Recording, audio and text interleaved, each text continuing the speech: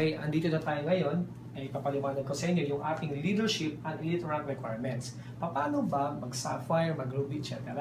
So, para mag-Sapphire ka, kailangan meron kang 4 direct referrals. Pero yung direct referrals mo na yon, kailangan executive sila. Kaya executive sila. So, ibig sabihin, yung 4 na yun, dapat 2 on the left, 2 on the right, or 2 sa A mo, at 2 sa B mo, yung 4 na yon. Plus, meron kang 14,000 na RQV. Ano yung RQV? Yun po yung ating tinatawag na rank qualifying volume.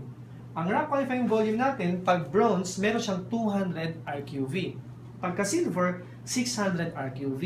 Pag gold ang nasa ilalim mo na pumapasok, meron kang 1,400 RQV. So, ibig sabihin, kung 14,000 at kung gold lahat, so 14,000 divided by 1/4, that's 10 lang. So, 10 lang, na which is, ito ay mangyari within 1 month. Dapat calendaring period to. So, from April 1 to April 30, May 1 to May 30, laging ganon.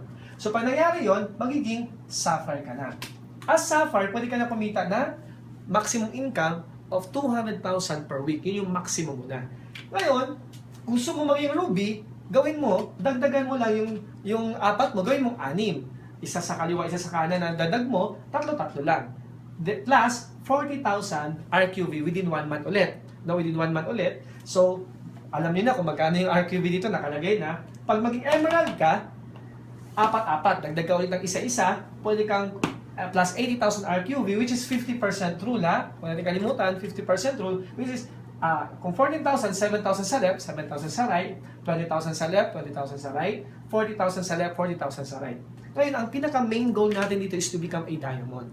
Because sa diamond po, yun po ang ating #1 lifestyle in the world. No? Pag nag-diamond ka, kailangan mo lang dito ng 10 executive. Meaning, 10 direct referral lang na gold elite package na kailangan mo sa direct referral. Plus, meron kang 200,000 na RQV, which is 100,000 sa left, 100,000 sa right in just 1 month.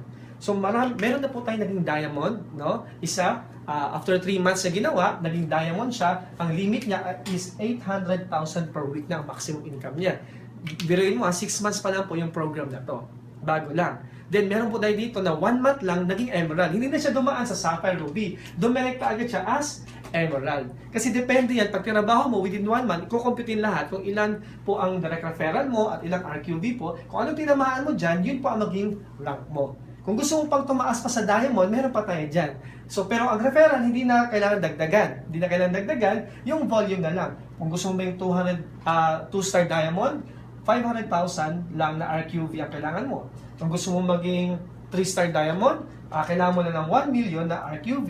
Kung gusto mo na maging 4-star diamond, kailangan mo lang ng 2 million na RQV sa loob ng isang buwan. Kung gusto mo maging 5-star diamond, kailangan mo lang magkaroon ng 5 million na RQV. So, ganun na po siya kasimple. So, habang tumatagal ka sa business na to, tumataas din yung rank mo. Kasi habang dumadami, kaya tulungan natin yung tao natin na magkaroon din sila ng rank. So, ipupush natin sila on first month, maging Sapphire, maging Ruby, maging Emerald, para mas tumataas pa ang kanilang limit ng income every week. So, ganun po ang ating leadership and elite rank requirements.